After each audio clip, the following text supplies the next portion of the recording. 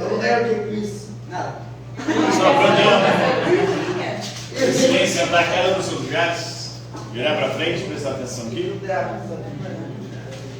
Na última aula havia passado algumas questões, comecei a explicar em qual que a gente parou.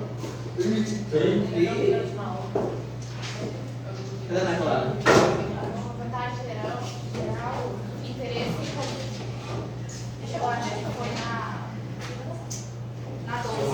Foi. Qual que é a pergunta? Diferencia o contato social segundo Hegel, sei lá como é que fala. Locke, Rousseau. Isso. Mas se eu falei de vontade geral, eu já falei de vontade. No caso, a última resposta que você colocou foi na 12.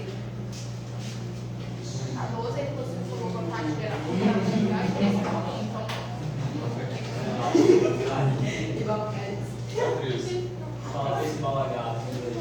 Quem foi Montesquieu? Quem que ele defendia, né?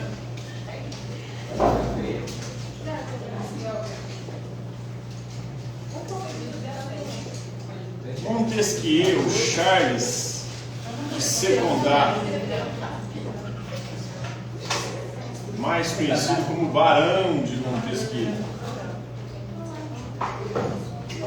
Montesquieu vai ser o primeiro pensador moderno a defender a divisão do Estado em três poderes.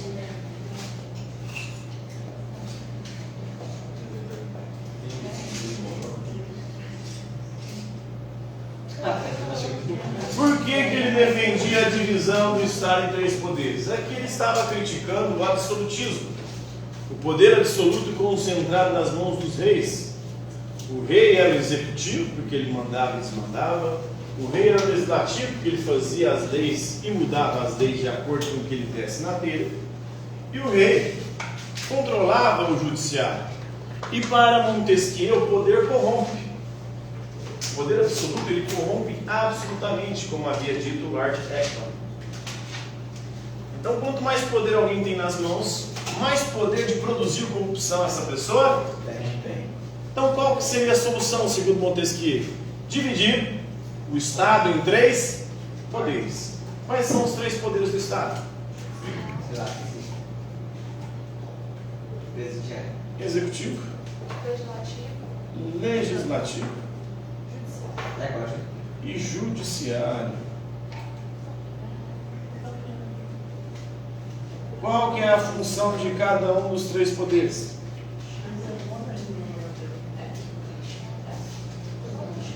O executivo executar, administrar conforme as leis.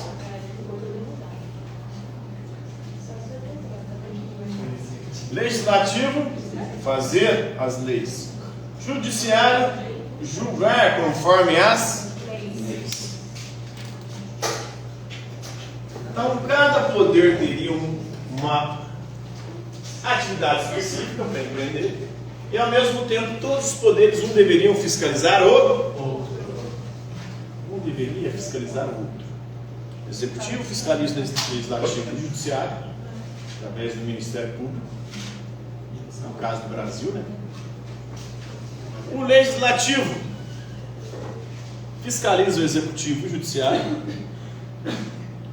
O legislativo pode, por exemplo, fazer o impeachment do executivo, pode fazer impeachment dos juízes do Supremo, do Tribunal Federal, no caso do Brasil. O judiciário julga conforme as leis e fiscaliza o legislativo. Deveria prender, mas não prende, né? Os corruptos do legislativo e do executivo. Lá na Europa até que funciona, porque hoje essa divisão do Estado em três poderes é praticamente presente em todos os países ocidentais. Na Europa isso aqui funciona, no Brasil não dá muito certo, né? Ele defendia que deveria separar para diminuir o poder. Quanto menos poder um poder tiver, menor será o poder de produzir corrupção. E dividindo os poderes, você faz com que um fiscalize o outro. Aqui no Brasil, os três poderes se juntaram contra nós, né? Em vez de um fiscalizar o outro e impedir a corrupção, os três se juntaram para ferrar com os brasileiros. Tá sem Deus. Exato. Aqui é os três contra o povo, né?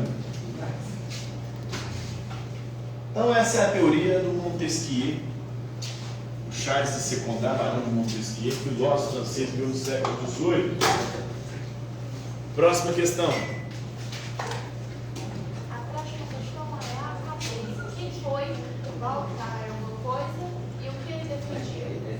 Voltaire, também filósofo francês do século XVIII. O nome dele era François Marie Arouet, pseudônimo Voltaire. E o que ele defendia? Ele defendia a liberdade de expressão, coisa que não existia no absolutismo. Se você falasse algo que desagradasse o rei, ele podia mandar te matar, te prender, tomar os seus bens. Ele defendia também a tolerância. Ele defendia o fim do absolutismo. Ele defendia uma monarquia esclarecida, uma monarquia que garantisse a liberdade de expressão, a tolerância, a convivência fraterna entre quem pensa diferente.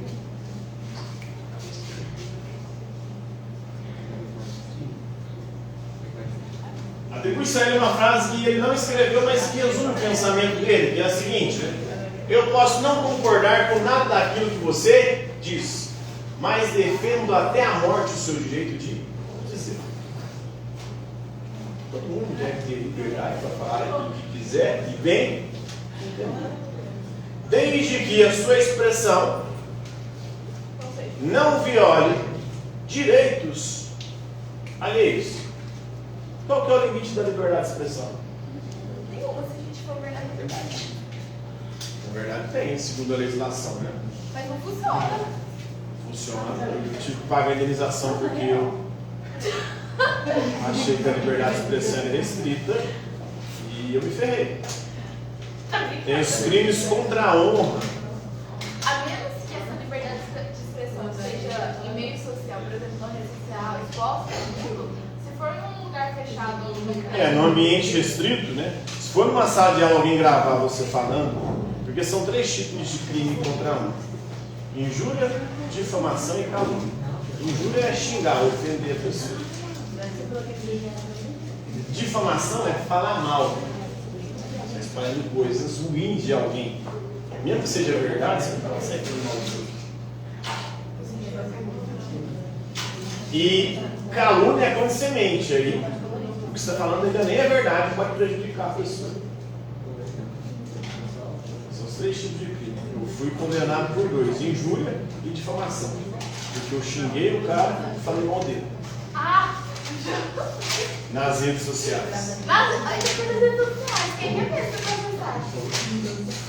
E foi um ano que eu tomei 2 processos, depois eu tomei outro. Foi um processo administrativo da escola porque eu postei uma piada.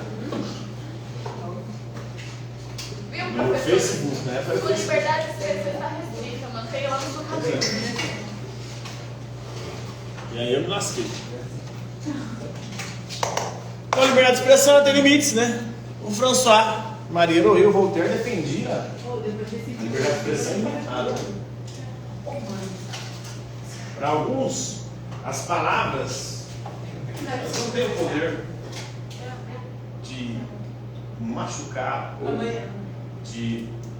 não deveria ter o poder de ofender ou de agredir os outros, mas tem. Algumas legislações têm. Nos Estados Unidos essa liberdade de expressão é mais ampla, você pode falar mais merda do que aqui. Aqui é mais restrita. Você não tem liberdade para poder propagar mentira, para poder sair ofendendo os outros, falando mal dos outros, mesmo que seja verdade. Se falar para a pessoa, se uma mulher for prostituta, você for para a rede social e falar que ela é prostituta, você fala legal. Mesmo você. Mas ela é na vida privada dela, né? Você não tem nada a ver com a vida privada dela. Ela faz um quarto e está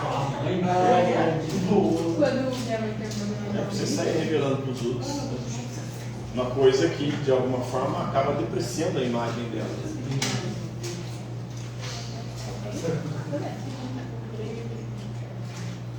Agora, se ela não for, aí é calúnia. Se ela for, é difamação. Ah, essa é puta, né? E ela não for, aí calúnia é mais grave, porque mentira é mais grave. O cara que pediu 30 mil reais de indenização. Pagou tudo meu Brasil. Meu advogado conseguiu baixar para 3 mil. Pagar 3 mil reais. Ah, melhor que ele não meu, né? 30 mil você Eu terminei de pagar esse ano, em junho. Terminei de pagar. Fiquei 2 anos pagando. 150 reais por mês.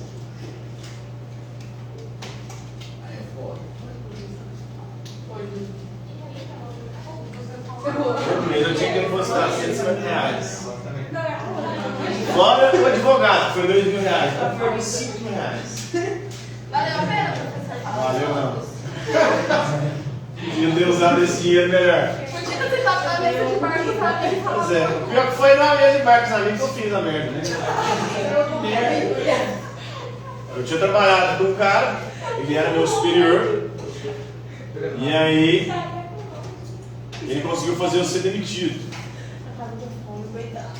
E eu tinha acabado de conseguir com os meus alunos, dois, trabalhavam numa escola particular, nos anos ficaram em primeiro lugar no estado em filosofia e segundo sociologia, que eram as 2 matérias que eu dava aula, no estado inteiro de Minas Gerais. E no final do ano eu fui mandado embora. Eu falei, como? Se eu conseguir fazer com que os alunos para quem eu dou aula ficassem tão bem colocados na rede, em nível estadual. Mandado embora. Aí eu saí com os alunos, alguns anos depois. Nós saímos para beber, chapou o melão. E aí nós gravamos um vídeo xingando ele, porque ninguém gostava disso. Pior porrada. Ele ganhou mais pra ficar falando, professor. Só o senhor falou. Devia ter desabafado com o psicólogo. Ele processou só eu, não processou os eles, porque os vídeos estavam no meu também. O senhor era um Mas eu maior ou todos também eram? eles também já eram, já estavam na faculdade, já eles. Então ele não gostava de você. Aí ele perseguiu. E quase que ele veio dar aula aqui. Eu acho que ele tinha uma cara de mim. Ele ia me dar um momento, professor, todo dia à tarde. E ele veio pra cá, ele passa no concurso de estado e tentou vir tomar posse aqui. Não deu certo. Olha, ainda bem que não. Porque senão eu ia ter sido obrigado a cumprir o que eu prometi, que eu falei que ia quebrar. Aliás, eu falei pra ele o seguinte, chamei ele de semianão, porque ele era baixinho. Semianão. Eu falei, eu só não te quebro no meio, rapaz, porque você não tem estatura. Você é um semianão. Você não é feio. Eu tava lascado. Te quero no meio que você já é feio. Perseguido durante todo o tempo que eu trabalhei no SESC, foram 4 anos trabalhando aí. Eu mesmo falei a escola aqui, nossa. Mas não falei o nome do cara, né? Importante não falar o nome dele. Eu vou Não poder identificar. Trabalhei 4 anos aí, tive excelentes resultados com os meus alunos. E, no final, eu fui mandando embora. Eu ficava em primeiro lugar em filosofia e segundo sociologia, 2 matérias que eu dava aula. Aí foi um processo. Pedi 30 mil reais. Eu vou tirar da onde 30 mil reais? Não tinha. Só se eu fosse. Faltava você lá na. Eu vou fazer um leilão. Poderia ter sido Fazer um leilão no mais de Copa na internet, só para ver se eu arrecadava dinheiro. Para poder pagar 30 mil reais. Não tinha de onde tirar. Acabou que o advogado conseguiu pedir para 3 mil, mas tinha que pagar 2 mil, porque eu paguei 5 mil no final, perdi. E da escola, eu tomei um processo também. Fiquei 2 anos com um termo de ajustamento de conduta, um TAC. TAC. Termo de ajustamento de conduta. Em 2 anos eu não poderia fazer merda nenhuma, senão eu estava fudido, eu poderia ser exonerado. Durante 2 anos eu não podia fazer nada, merda nenhuma. Ele fez Vacilou cagada, um depois pouquinho, ele né? foi cagado. Mas não pode trabalhar nada. Olha. Não pode trabalhar nada. Não, eu não poderia cometer mais nenhuma conduta Na devida. contra as regras do servidor, porque eu poderia ser exonerado, né? Ser expulso do Estado como professor. Eu sou um concursado. Foram 2 anos, que é mesmo. Cortando a agulha de o povo achar alguma coisa, não denunciar. Eu inventava uma coisa, me ferrava. Próxima questão. Ah tá, 15. Quem foi Alvin Smith Adam Smith. e o que ele defendia? O que ele defendia?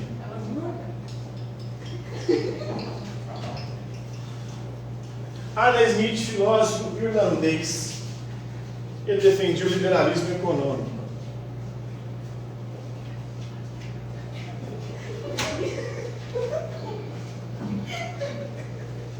O que é o liberalismo econômico? A não intervenção do Estado na economia.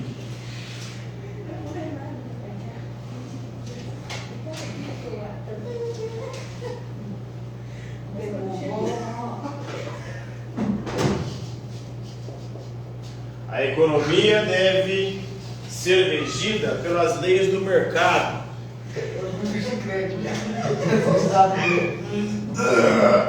Que o Adam Smith chamava de mão invisível do mercado.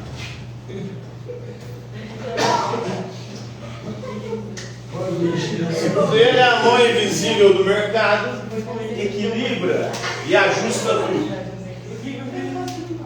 Existe uma mão invisível que faz com que as coisas funcionem de forma harmônica numa sociedade livre de livre mercado. De acordo com as leis do mercado, que é a lei da oferta e da procura. Quanto maior a oferta de um produto, de uma mercadoria, mais os preços tendem a cair. Quanto maior a procura por um produto ou uma mercadoria, mais os preços tendem a subir. A mão invisível vai equilibrando tudo. Os indivíduos acham de forma egoísta. Não é por caridade que o pai dele levanta de madrugada para ir fazer o pão. Ele levanta de madrugada por egoísmo, porque ele está pensando nele mesmo. Do seu próprio ganha. Faz o pão para ganhar o pão. Todos nós agimos de forma egoísta. E agindo de forma egoísta, a gente não gera um caos na sociedade. Pelo contrário, a sociedade vai funcionando de forma harmônica. Tem uma mão invisível ali controlando, fazendo com que tudo se encaixe, com que tudo se ajeite na perspectiva do Adam Smith, sem intervenção do Estado. Quando o Estado intervém na economia, ele distorce isso e gera o caos. Então aqui ele estava criticando os mercantilistas que defendiam a intervenção do Estado na economia. Estava criticando o absolutismo, onde os reis intervinham na economia. E ele dizia que a fonte da riqueza das nações não são as riquezas naturais, como queriam os fisiocratas. Para os fisiocratas, o poder, a riqueza vem da natureza. Para o Adam Smith não é. Não são as riquezas naturais que fazem um país rico. O que faz um país rico é o trabalho. Porque é o trabalho que transforma a natureza em produtos e mercadorias. E agrega valor a esses produtos e essas mercadorias. E faz com que um país seja rico. Quanto mais especializado e sofisticado é o trabalho de um país, mais valiosas são as suas mercadorias. O Brasil, por exemplo, é um grande portador de riquezas naturais, de commodities. O Brasil tem muito minério. O Brasil é um dos maiores produtores de negócio tem muito, né, de agricultura e pecuária. Um dos maiores produtores de carne do mundo. Um dos maiores produtores de vegetais, de grãos, soja, milho, café. O Brasil tem uma economia muito potente em riqueza natural. Natureza. Mas é produto público. A gente produz o café aqui, esse café vai lá para a Europa Aí eles criam aqueles cafés sofisticados que a gente compra de volta. Aqueles cafés que você coloca na maquininha no poder. Compra muito mais caro. A gente é burro. Tira o petróleo daqui, manda lá pra fora para refinar. Depois compra com gasolina e diesel mais caro. Joga nosso nome. Eles devolvem pelo metade. A gente come de novo. Faz as frutas aqui, né? As verduras. Depois compra aquelas frutas caras, importada. É a verdura que foi lá e aí virou um trem chique. Porque lá fora.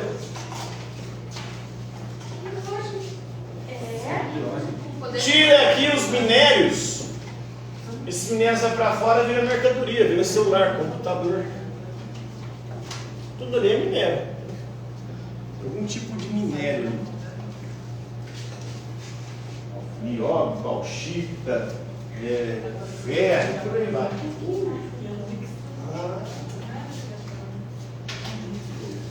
Por quê? Porque é o trabalho que agrega valor ao produto.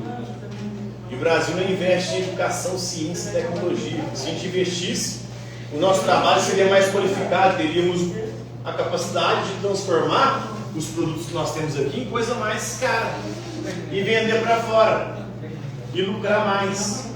A Itália, que é menor que Minas Gerais, tem um PIB maior que o do Brasil. Por quê? Olha o que eles produzem lá. O minério que a gente produz aqui, eles fazem o carro lá, fazem a Ferrari, a Maserati. A gente não faz um móvel. A Fiat é deles lá. A Fiat que está aqui no Brasil é dos italianos. O dia que eles vêm aqui, o lucro vai para lá. Às vezes eles mandam dinheiro para cá, os carros lá, eles mandam o carro e o dinheiro não vai para lá. Eles fabricam o carro aqui, mas a fábrica é italiana. O lucro vai para lá. A nós, né? Fabricador é da Fiat também. É, só que não. Eu estou vendo o mesmo volante de bombas, é o mesmo volante de petróleo já, só muda o sim. Então é isso aí. Eles produzem mercadorias, produtos com trabalho sofisticado, de alto valor agregado. A gente só exporta commodities, que é recurso natural. Mas falando da matéria. A matéria-prima, exatamente. E eles transformam a matéria-prima em mercadorias muito mais sofisticadas. E depois vem pra gente preço lá na altura. O brasileiro, ó, Nossa balança comercial se ferra. Vendeu o recurso natural, a matéria-prima a preço de banana, comprou o produto que foi feito com a matéria-prima nossa a preço de ouro. Vamos vender aí, pessoal? perfeitamente. O senhor vai dar a pista? Peraí. Final do mestre. Coisa boa. Hoje eu guardei um Ah, já veio?